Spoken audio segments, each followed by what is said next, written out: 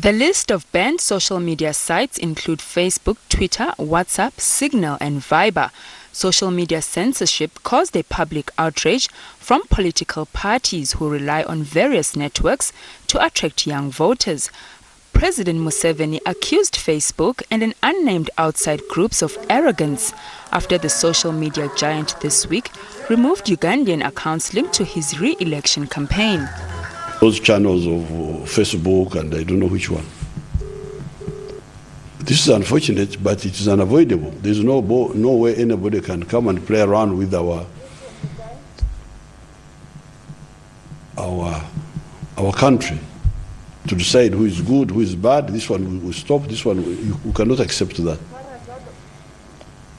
Therefore, I'm very sorry about the inconvenience to those who have been using this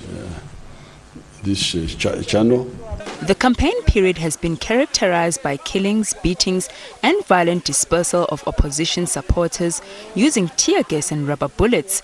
In November, 54 people were killed following scuffles between police and protesters after Wine was detained.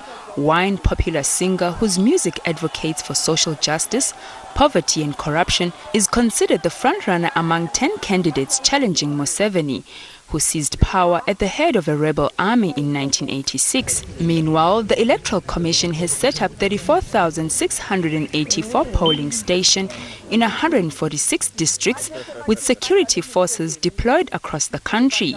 Ugandan polls are often marred by allegations of rigging. The country has never seen a peaceful transfer of power since independence from Britain in 1962. Right, to explore the developments in Uganda and other international news, we are joined on the line by Sophie Mokoena. Oh, I understand, I'm just told by my director that is she not ready? All right, she's ready. Great news. Sophie Mokoena, foreign editor, live for us. Thank you very much indeed, Sophie, for coming on. I want to start off in Uganda. We'll get to the other issues, important issues, in a short while. But, you know, what's happening there with regards to social media platforms being blocked? How's this being viewed on the African continent? Well, I think many people around the world, not only on the African continent, we tend to forget as people on the continent or Africans on the continent, particularly the leadership, that we live in a different age where you have connectivity and you have access to information. People don't have to wait for us media to disseminate information, but we have what we call resident citizens, you know, they or journalism, you know, they do it. They do it and they are able to share information, particularly the young people have a way to kind of navigate the challenge. Whether you shut down the internet, they always find a way to link up with the international world.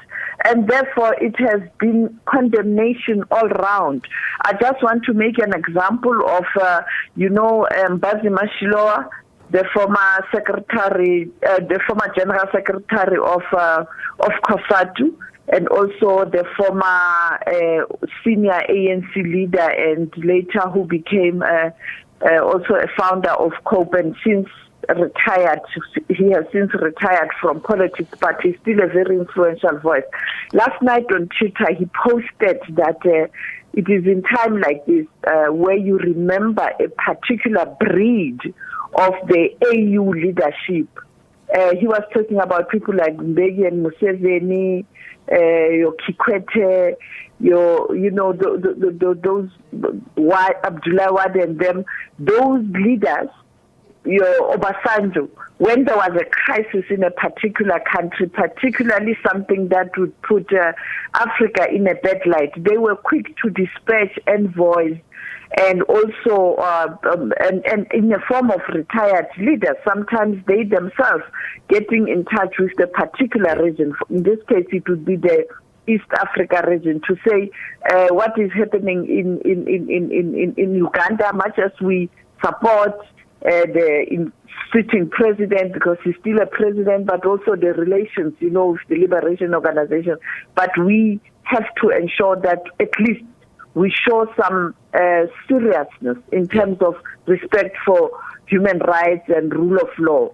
I can tell you, by now we would be having very strong delegation there to try and find a way to deal with what has become so violent ahead of elections and violent in environment, and therefore he was lamenting the fact that the current crop of AU leaders, there's no word, there's nothing. AU hasn't even issued a statement about the elections in Uganda. Only the Secretary General of the United Nations who has issued a statement, and of course embassies in Uganda of different countries. But of course the United States has a problem. You can't issue a statement and lambast Uganda based on what transpired 2 weeks ago, and therefore people are very angry. It's not about you can't.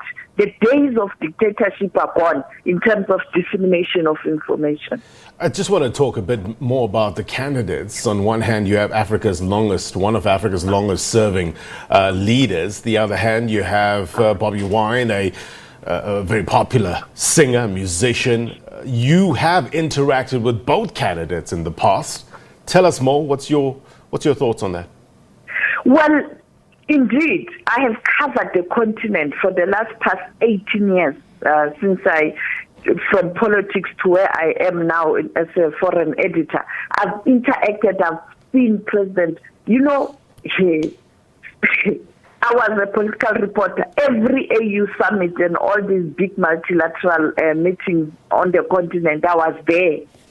I was there covering stories, as on behalf of SABC, working with people like Neranda Stradom, Tumisani, Mkwamba, the two were press call. And, every time there's an AU meeting, they are there. You talk about Commonwealth, he's there.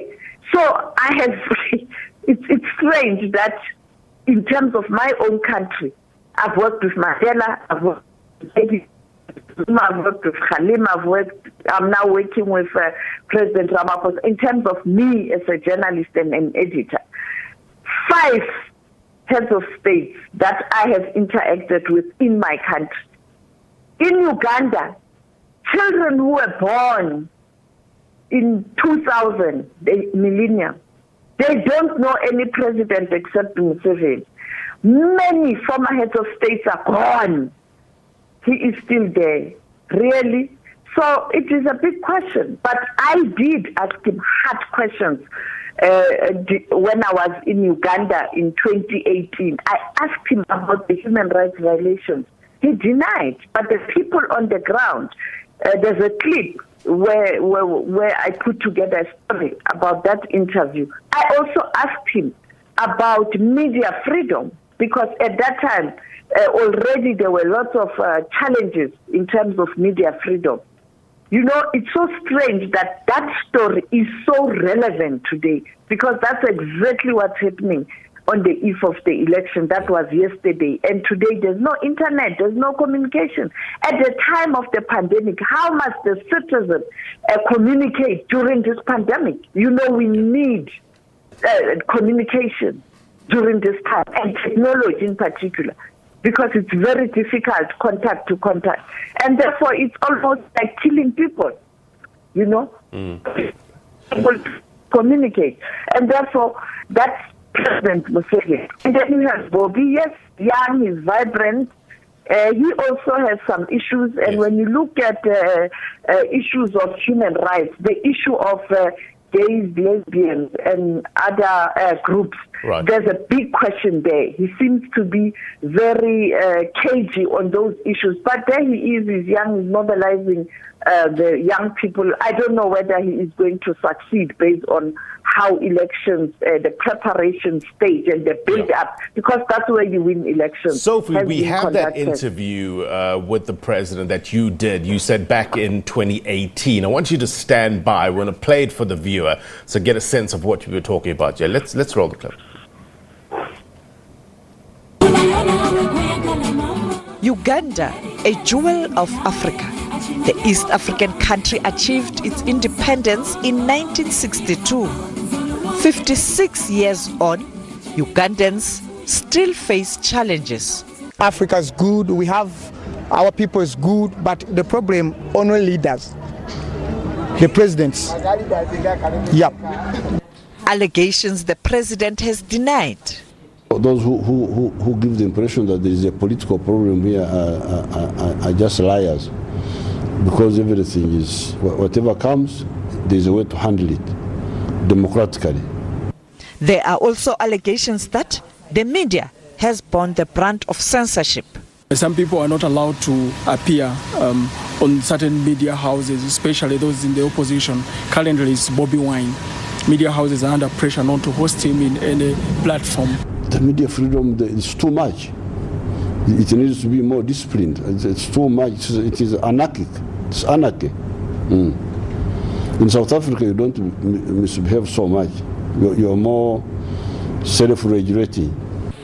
Last month, a video circulated on social media showing a photographer, James Agena, surrounded by Ugandan soldiers.